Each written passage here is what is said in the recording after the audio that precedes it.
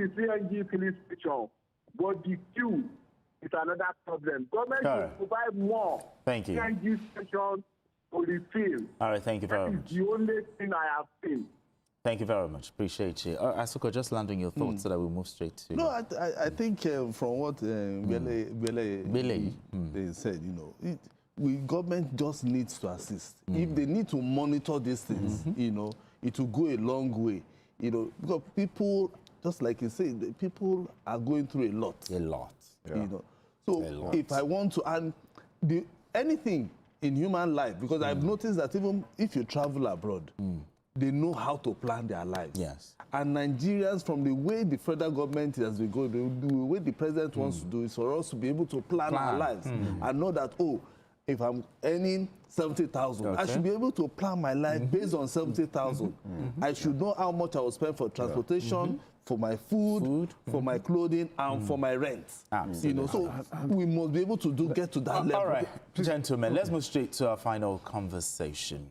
As a country, we are in a hurry for a lasting infrastructure development, and the government and the governed appear to be in agreement on this. The federal government has reaffirmed its commitment to delivering the Lagos-Calabar coastal highway within a 36-month timeline. During a field assessment, officials of the Federal Ministry of Works, alongside contractors on the Section 3B of the highway in Cross River State, expressed confidence in the feasibility of the target as construction progresses steadily across key sections of the project. They said the 36-month completion target remains realistic given the pace of work, level of equipment deployment, and growing cooperation from host communities. I mean, the federal government is confident that in 36 months, given the scale of all of this, it can be completed. Do you share this optimism? Well, the truth is that this is a very good project. If you are in opposition, yes, there are certain things you must admit, you know, that this project is very good. It's not a project that will serve only one particular segment of the country. It's going to serve the entire West African sub-regional economy. And then linking up Lagos to Calabar is going to open up the coastal areas, you know. Lagos has about 287 coastal, kilometers of coastal road. Ondo State, Bayelsa State. So, if you don't open up these areas, it's going to boost the economy. It's going to boost tourism. It's going to reduce the pressure on Lagos, Kano, the highway, you know, the traditional highways from Lagos Ibadan, passing through Akure, you know, the old Ore and all that. So I think this is a milestone project. It's a landmark. And I'm happy that it's just one aspect of the project. We are also talking about Lagos, from Calabar to Enugu. And we're also talking about Lagos to Sokoto. You see, great countries, you know, they have long-term plans for their country. This road, you won't understand the benefit until several years after. Because Lagos Ibadan was, I think, around 1978 or 79. When that road was built, there was no conception of the expansion of Lagos.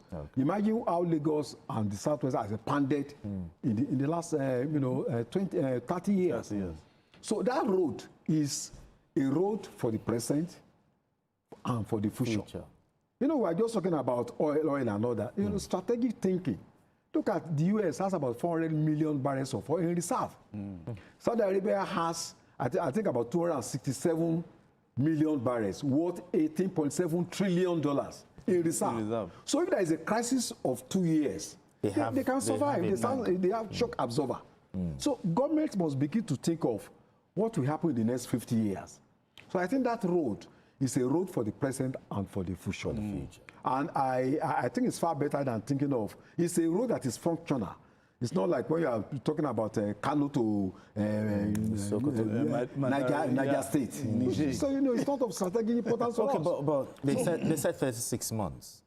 From the, Did you share? From the volume of work I've seen, it's good to have a timeline, set agenda. It's our responsibility to say that, look, you said 36 months, you must hold on to it. So it's a test of credibility for the government. Yes. Okay. And I think as journalists, to ensure that they, in fact, be on their neck almost every time, they must live up to this expectation. Now, they've given that promise, 36 months. What do you think should be done to make sure that this 36 months comes to a reality? Well, I want to believe that the minister who actually said the timeline would have seen that he has everything in place. Mostly, funding has to be in place. Funding. They must give him, or if they want to meet the 36 months. Because I know that the Akwa Ibom end, they already started. Okay. And they've gone really far. Now we are talking about the Cross River end, you know. I remember when this Lagos-Calabar, when they wanted to start, there were so many people who were saying that it is a pirated, let me use my word, it's a pirated project. Why is that a project? You understand? That, why do we want to waste money? But today, in the morning, if you take this... So many people, try to... You will see the traffic of people coming from Aja, trying to negotiate and come to VI. You know, nobody is thinking that it's a white elephant project anymore. Because people have now seen the essence and the importance of the road. And this is the road that will go straight. I want to drive from Lagos to Akwa Ibom. Yeah. And in record time as well. Record time. Even if there will be, you know, places for me to rest, I will rest and continue my journey. You understand? That is, even America, they have highways like this, away from the regular road. And people will just take it straight.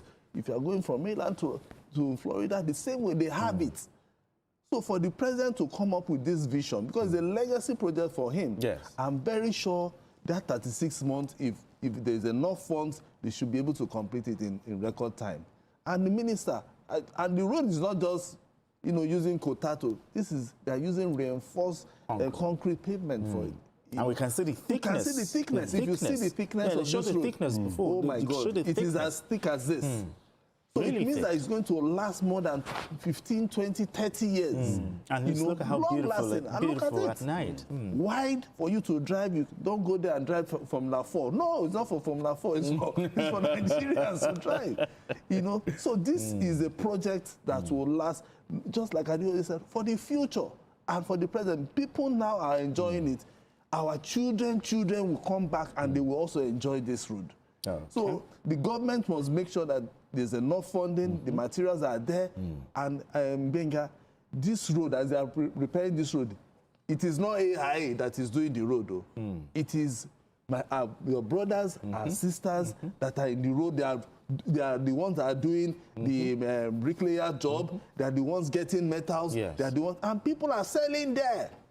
So it opens the place for business. Yes, as they are moving. The people are selling food. They're also carrying their food and they are selling to the workers.